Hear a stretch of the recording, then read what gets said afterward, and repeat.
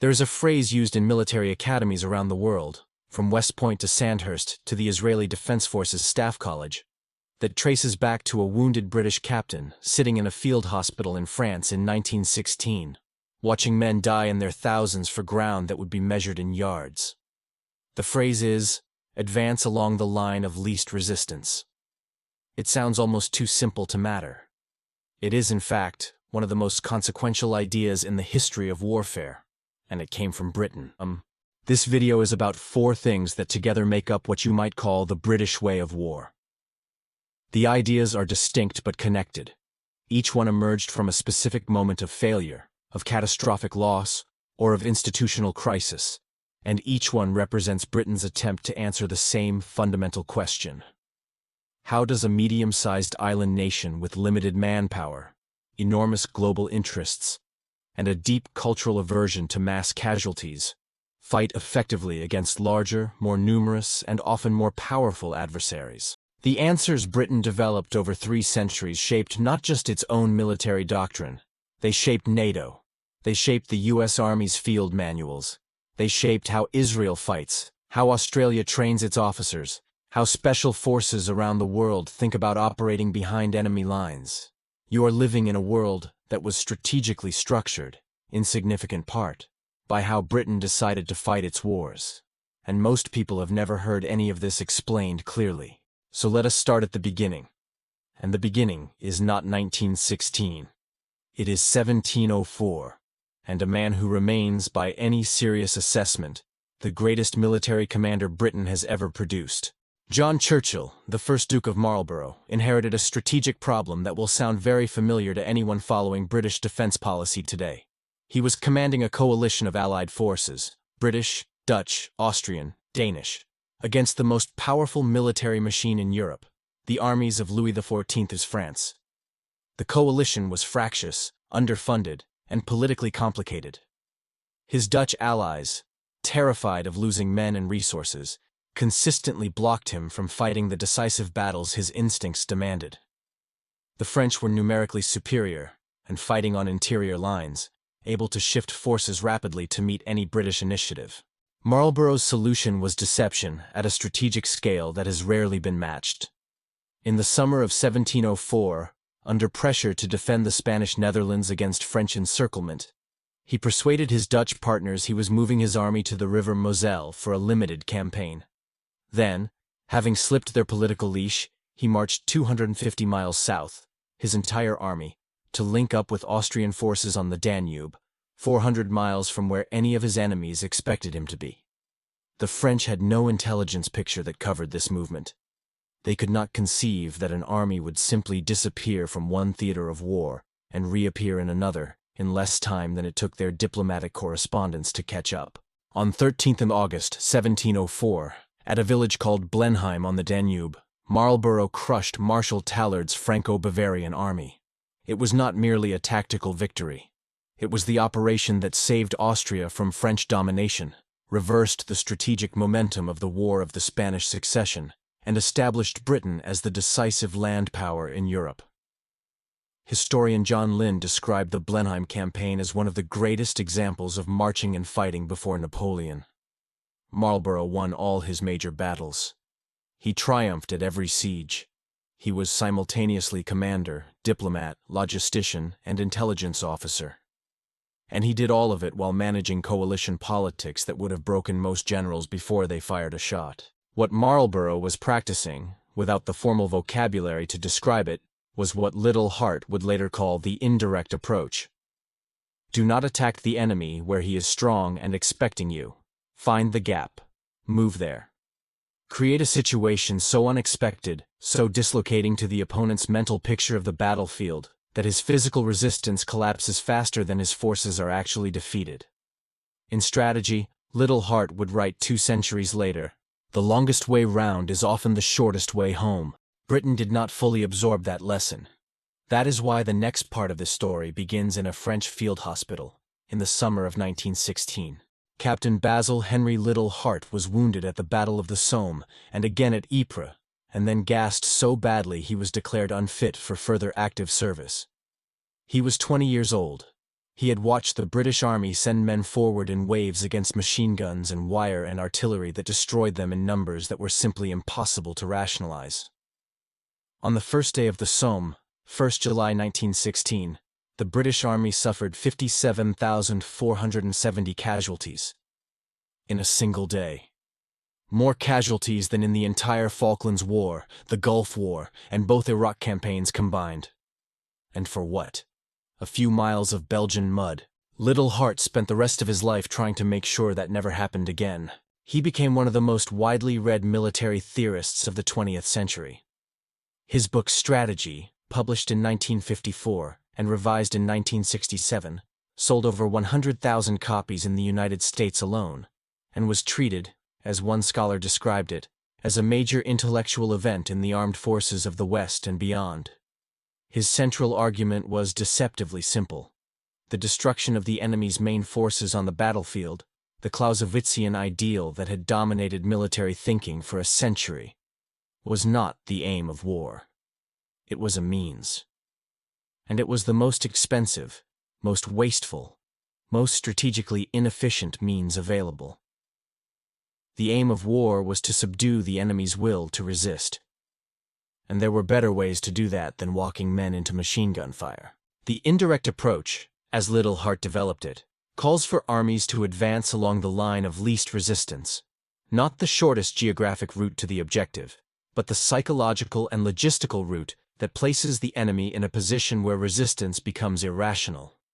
Surprise is not merely a tactical bonus, it is the primary instrument of strategy. The goal is to dislocate the enemy's equilibrium before the battle begins, so that when fighting does occur, it is not between two roughly equal forces grinding each other down, but between a force whose commander has lost his mental bearings and a force that knows exactly what it is doing. It is worth understanding precisely where this idea came from, because it is more sophisticated than it first appears. Little Hart argued that Clausewitz had been misread. The Prussian theorist had not, in fact, argued for mass attrition as an end in itself. He had argued that the destruction of enemy forces was the means to the political end. But his 19th century readers had reduced this to a simple instruction. Always seek the decisive battle. Always concentrate force against the enemy's main strength. Always attack at the center. Liddell Hart called Clausewitz, unfairly but memorably, the Mahdi of mass and mutual massacre. His critique was of the misreaders, not really of Clausewitz himself. But the phrase stuck, and the alternative he proposed was genuinely new. The intellectual courage of Little Hart's position in the 1920s and 1930s cannot be overstated. He was a retired captain in an institution that was run by generals who had directed the campaigns he was criticizing. He was arguing, in print for national newspapers, that British strategy in the First World War had been wrong, that the commanders who had directed it had been wrong, and that the entire conceptual foundation of how Britain went to war needed to be rebuilt. His reputation inside the military suffered for it. His ideas were not immediately adopted, but they were read. And in the most ironic episode in the history of military theory, they were read most carefully not in London, but in Berlin. The German armored theorists of the 1930s, Guderian, von Manstein, Rommel, absorbed Little Hart's ideas about mechanized warfare, about breaking through the enemy's front and penetrating deep into his rear before he could respond, about making the battle a fait accompli rather than an attritional contest. Liddell Hart had also been in correspondence with J.F.C. Fuller, another British theorist, about the potential of tank warfare. Together, these ideas fed into what became Blitzkrieg, the operational doctrine that cut through France in 6 weeks in 1940 and nearly ended the war before it had properly begun. The painful irony is that Britain, which produced the intellectual foundations of the doctrine, faced it at Dunkirk. Germany, which had no claim to the theory, executed it with devastating precision. And for the rest of his life, Little Hart was accused of having helped arm the enemy. The accusation was not entirely fair. German armored doctrine had domestic roots that were independent of British influence. But the controversy followed him for decades. What is beyond dispute is the influence his ideas ultimately had on the Western Alliance. The U.S. Army's Field Manual 105, Operations, adopted in the 1940s and revised through the 1980s, explicitly drew on Little Hart's principles of maneuver and surprise. NATO's early doctrines incorporated his framework of dislocation over attrition. The Air-Land Battle Doctrine, which transformed the U.S. Army after Vietnam, was built on the concept of deep penetration and disruption of the enemy's rear that Little Hart had first articulated in the 1920s. The Australian Army has formally acknowledged that his theories represent the most significant influence on its operational doctrine between the 1970s and 1990s. The RAF's own Air Power Review published an analysis in 2017 concluding that it is time to reconsider the ideas of Little Hart after 2 decades of direct approach warfare in Iraq and Afghanistan produced unsatisfactory results. The indirect approach did not die with the Cold War. It is the conceptual foundation of proxy warfare, of special operations, of the gray zone competition that both Britain and NATO are engaged in right now in 2026. The Defense Committee's report on Gray Zone Warfare, published in July 2025, describes exactly the strategic logic Little Hart identified. Erode the adversary's will to resist through means that do not cross the threshold of open conflict. The Chief of the Defense Staff described the modern strategic environment as a continuous struggle in which non-military and military instruments are used unconstrained by any distinction between peace and war. That is Little Hart's indirect approach expressed in 21st century language. The idea is over 90 years old. It has never been more current. If this channel is giving you the analytical depth you have been looking for on British and American defense, subscribe now. Everything on this channel is sourced, everything is verified, and this kind of analysis is what we produce every week. Now let us talk about Mission Command, because this is the doctrine that does not just describe how Britain fights its wars strategically. It describes how Britain makes decisions in the middle of them. And the gap between how Britain does this and how most other armies do it is one of the most practically important differences in the Western military world. The formal definition is straightforward. Mission command is a style of command that combines centralized intent with decentralized execution. The commander tells subordinates what to achieve and why it matters. He does not tell them how to achieve it. The subordinate is given freedom to use his own judgment, his own knowledge of the local situation, and his own initiative to accomplish the mission in whatever way best serves the commander's overall intent. Orders are brief. The rationale, what is sometimes called the commander's intent, is explicit. Everything else is left to the man on the ground. This sounds intuitive. It is, in practice, one of the most difficult doctrinal commitments any army can make, because it requires the institution to genuinely trust its junior leaders. Not rhetorically trust them. Institutionally trust them. To make good decisions under fire. To adapt when the situation changes. To take actions that their superiors never anticipated and might not have approved if asked in advance. The doctrine has an origin that is usually traced to Prussia in the 19th century. And the concept of Auftragstaktik, literally tactics based on orders as missions rather than detailed instructions. Under this system, every commander was trained to function effectively at 2 levels of command above his appointment. A platoon commander would be expected to control battalion actions if necessary. The Prussian army that won the Franco-Prussian War in 1870 operated this way. So did the German army in both world wars, at the tactical level, with impressive results. But here is something that is rarely acknowledged clearly. Britain did not simply borrow this doctrine from Germany. Britain's relationship with decentralized command has its own independent roots. At Trafalgar in 1805, before the battle, Nelson did not issue detailed tactical instructions to his captains. He told them what he intended to achieve, and that no captain could do very wrong who placed his ship alongside that of an enemy. That was the whole plan. And it worked, because every captain understood the intent thoroughly enough to make independent decisions in the chaos of battle without waiting for orders that could never keep pace with events. What Nelson practiced is now formally recognized as mission command. He was doing it a century before Prussia formalized the doctrine. The British Army formally adopted mission command in the late 1980s, following the Design for Military Operations, the British Military Doctrine of 1989. It was a significant institutional shift. Before this, British command culture had in many environments tended toward more centralized control, detailed orders, close supervision, a preference for certainty over initiative. The formal codification of mission command changed the doctrinal baseline, though the cultural change has been slower and messier than the doctrine implies. A 2025 study among senior NATO officers, published by NATO's doctrine body, found that written doctrine on mission command is interpreted differently from commander to commander, and that contemporary exercises tend to focus on compliance rather than risk-taking and trust-building, which are the two things that actually make it work. The practical difference between British and American implementation of mission command is documented and significant. Research comparing the two armies concluded that British subordinates have more freedom of action than their American counterparts, and that the difference in command philosophy was driven by cultural differences. Each command philosophy is a reflection of its army's national military culture. The American Army has formally embraced mission command and doctrine since 2012. Its actual practice is more centralized than the British equivalent, partly because the U.S. Army is a larger, more hierarchical institution, and partly because American military culture places higher value on accountability and oversight than the British tradition of trusting the man on the ground. This difference showed up in real operations.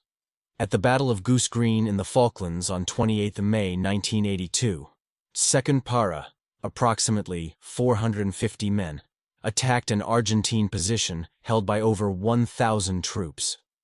Their commanding officer, Lieutenant Colonel H. Jones, was killed while personally leading a charge to break an impasse that had stalled his battalion's advance. He was posthumously awarded the Victoria Cross. What happened after his death illustrates mission command precisely. His second-in-command, Major Keeble, immediately assumed command and renewed the attack without waiting for orders from higher up the chain. 2 hours after Jones fell, Darwin Hill was taken.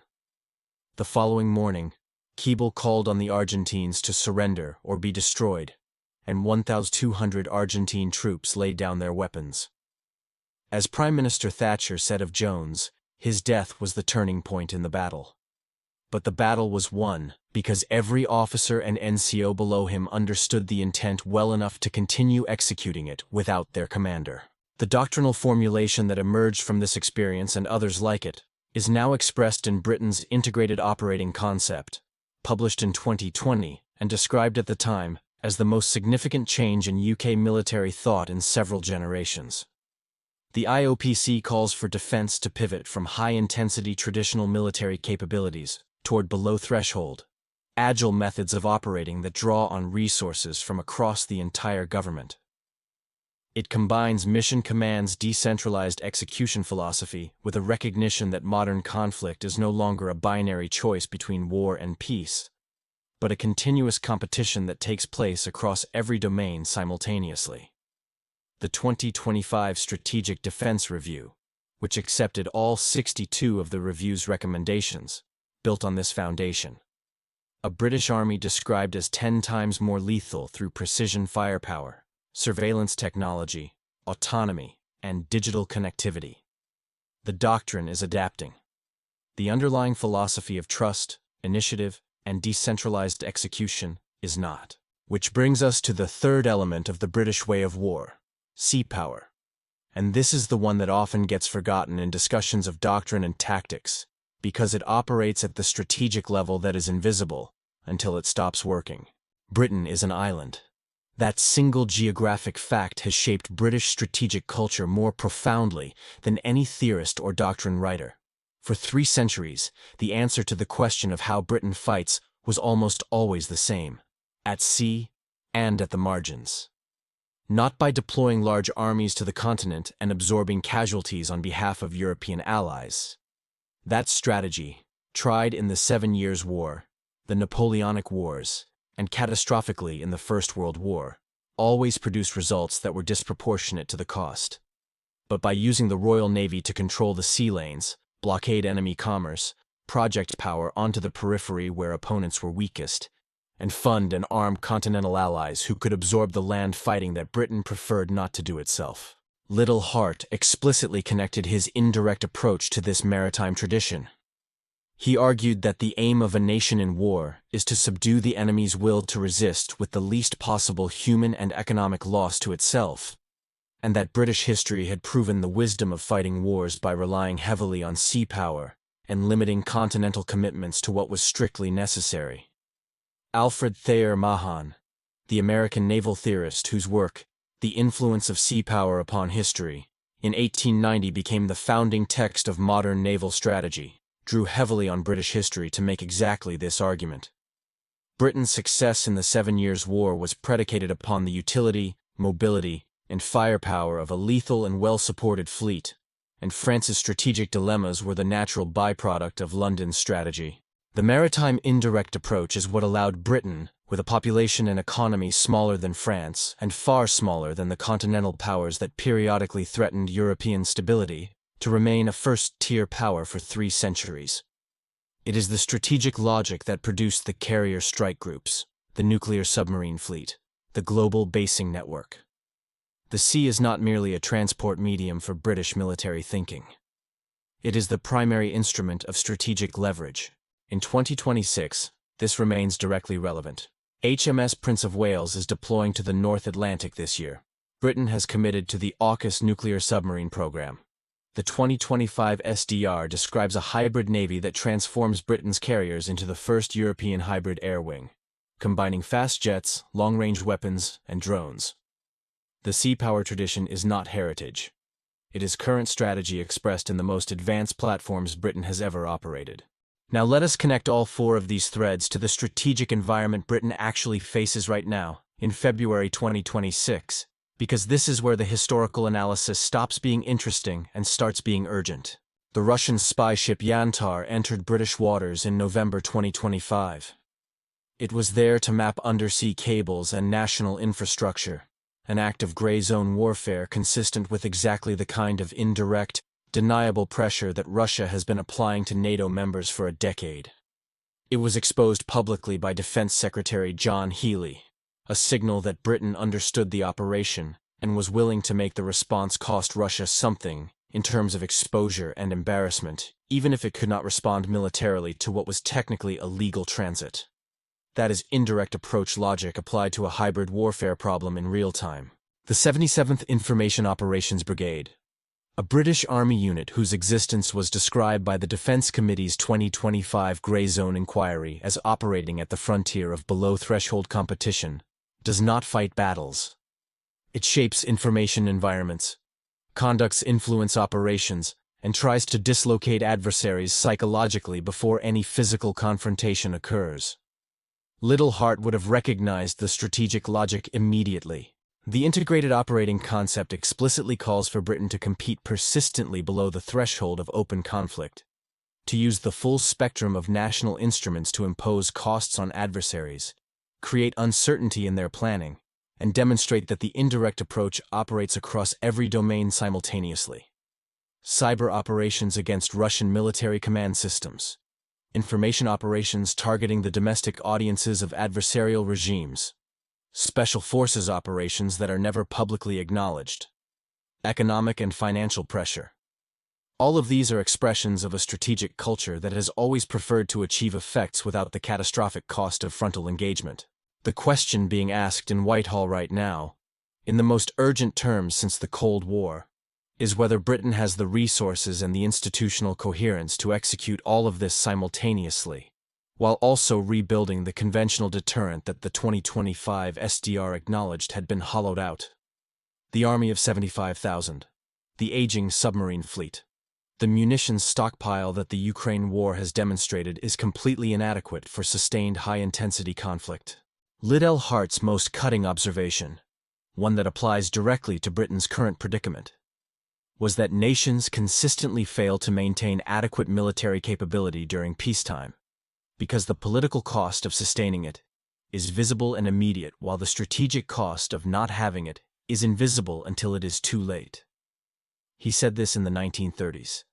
The 2025 Strategic Defense Review said, in essence, the same thing about Britain's defense establishment in 2025, just in the language of a government green paper rather than a polemicist's pen. The British way of war is, at its core, a strategy for a power that cannot afford attrition.